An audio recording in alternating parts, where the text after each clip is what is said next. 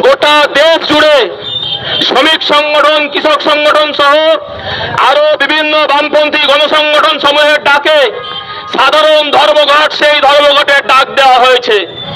আর এই সাধারণ ধর্মঘট কেবলমাত্র মানুষকে বিপদে ফেলার জন্য নয়, এই সাধারণ ধর্মঘট হচ্ছে গোটা দেশের যে সিস্টেম চলছে, গোটা দেশের যে আইন চলছে, গোটা দেশের যে নিয়ম চলছে, সেই নিয়মকে বদলানোর জন্য সাধারণ ধর্মঘট। এই সাধারণ ধর্মঘট হচ্ছে মানুষকে বাঁচার অধিকার দেওয়ার জন্য সাধারণ ধর্মঘট। এই সাধারণ ধর্মঘট হচ্ছে গোটা দেশের সমস্ত সিস্টেমকে নতুন করে তৈরি করার জন্য। আমাদেরকে এটা বলতে হচ্ছে, যারা আজকে রাস্তায় গাড়ি নিয়ে বেরিয়েছে, যারা আজকে রাস্তায় চার চাকা নিয়ে বেরিয়েছে, তাদের জন্য আমাদের লড়াই। এই ভাইরা, যে ভাইরা গাড়ি ড্রাইভারি করেন, যে ভাইরা গাড়িতে কন্ট্রাক্টারি করেন, আপনাদের কোনো নিশ্চয়তা নেই, আপনাদের কোনো নিরাপত্তা নেই।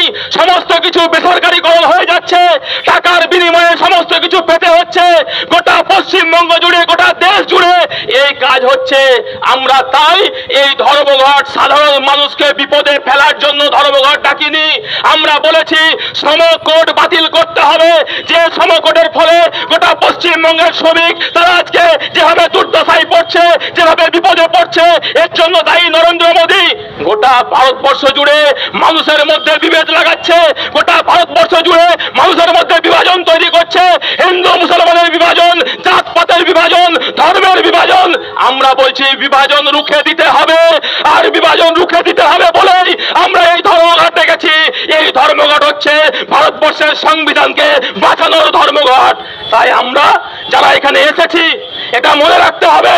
আজকে পুলিশ প্রশাসন আমাদের কাছে আসছে, তারা গাড়িটাকে সরিয়ে দেওয়ার চেষ্টা করছে।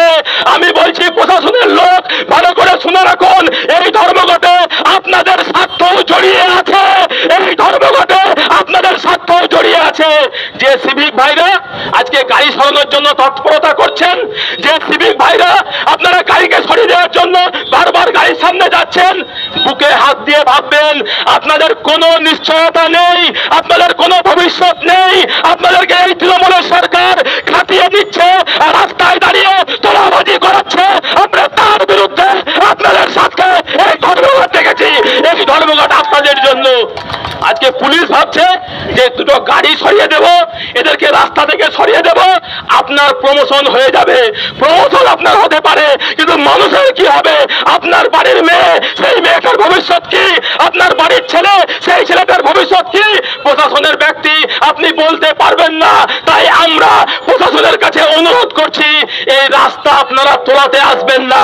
আমরা জানি, আমরা মানুষের কষ্ট বুঝি, আমরা কিভাবে মানুষের পাশে থাকতে হয় সেটা আমরা জানি। তাই সমস্ত দিক বিবেক বিবেচনা করে এই রাজ্য সরকার, কেন্দ্র সরকারের এই অন্যায়, এই দুর্নীতি, এই অপশাসন, এই চুরি, এই ডাকাতি আর সাম্প্রদায়িক নীতির যে বিভাজন, তার বিরুদ্ধে আমরা যে ধর্মঘট পেয়েছি, সেই ধর্মঘট সাধারণ মানুষ সমর্থন করেছে।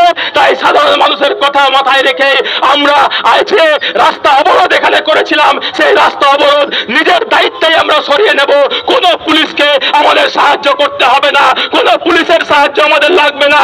আমরা অবরোধ করেছি, আমরা এই অবরোধ তুলে নেব। বাংলা টুডে নাও।